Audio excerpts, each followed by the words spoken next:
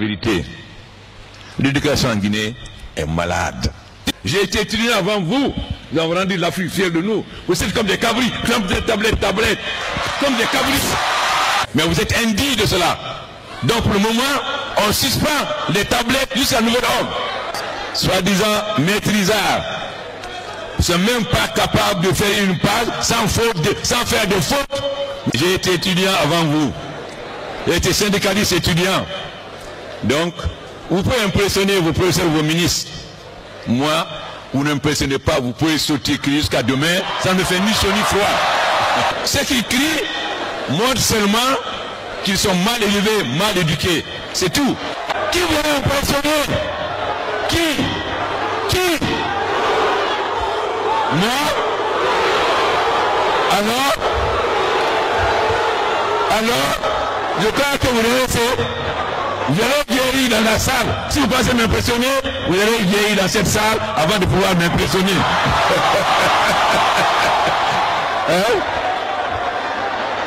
Tibou, tu as mon conseil spécial.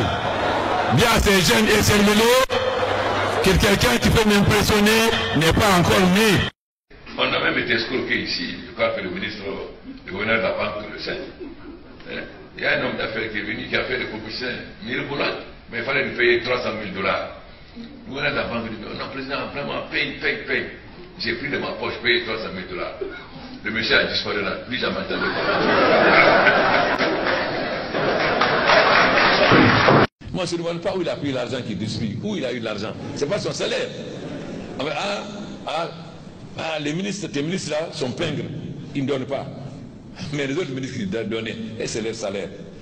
Voilà, donc la corruption même a gangréné même la population, c'est-à-dire a créé une certaine mentalité d'assister dans la population.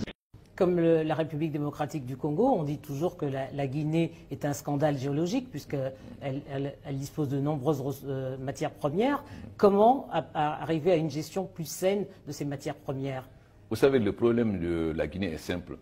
Si je prends un pays comme le Mali et le Burkina, c'est des pays qui n'ont pas été bien dotés par la nature. Donc, il faut beaucoup d'efforts pour développer ces pays. La Guinée, avec un bon gouvernement, en 5 ans, nous rattrapons la Côte d'Ivoire parce que nous avons les terres qu'il faut, nous avons l'eau et l'énergie, et nous avons les ressources du sol. Ce qui manque en Guinée, c'est tout simplement une bonne gestion. Donc nous avons tout ce qu'il faut comme le Zaïre, mais c'est un bon gouvernement en Guinée.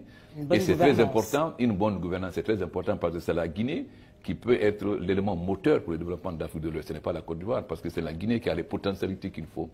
Et tout le monde souhaite le changement en Guinée parce que c'est la Guinée qui peut faire avancer l'Afrique de l'Ouest vers le haut. Au niveau de l'intégration sous-régionale, Lansana Conté aujourd'hui est coupé de tous ses pairs. Quid de l'intégration régionale pour le RPG? Vous savez, moi, je suis un ancien président de la FENF. Et la FENF, nous avons eu toujours comme mot d'ordre l'unité africaine. À l'époque, quand nous parlions d'unité africaine, on se moquait de nous en disant vous n'êtes même pas capable de vous entendre dans un pays où vous tuez entre vous. Nous sommes convaincus que le développement de l'Afrique se fera à travers l'unité africaine. Prenez l'Europe. La France et l'Allemagne ont fait 3 guerres en un siècle. 1870, 1914, 1940. Et aujourd'hui, ils ont une monnaie commune, ils ont l'intégration. Et là, un seul pays, la Belgique, seule, est plus puissante que la plupart des pays africains. Et si l'Union européenne, si l'Europe a senti la nécessité de se regrouper, parce qu'ils savent très bien que dans le monde d'aujourd'hui, seuls les grands ensembles comptent. Donc, vous prenez un État africain, 10 millions ou 5 millions d'habitants, où on peut aller. D'abord, on n'a même pas de marché. Donc, l'intégration africaine est une nécessité pour le développement de l'Afrique. Et nous l'avons toujours défendu. Mais on a l'impression que cette intégration se fait à pas de tortue. Mais c'est normal, parce que pour que l'intégration se fasse, il faut qu'on ait à la tête des États des gouvernements démocratiques, des gouvernants qui veulent réellement que l'Afrique aille de l'avant. Si vous avez des dictateurs qui n'ont comme souci que de maintenir leur pouvoir, il est évident qu'on ne peut pas aller à l'intégration facilement. Mais moi, je suis convaincu que le progrès de la démocratie, qui est inévitable en Afrique, amènera aussi l'intégration africaine. La Guinée, c'est le Malinké, de Thomas, de Bérézé, de Soussou, etc.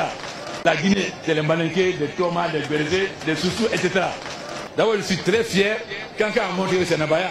Vous avez adopté tellement de gouverneurs qui parlent Malinké aujourd'hui.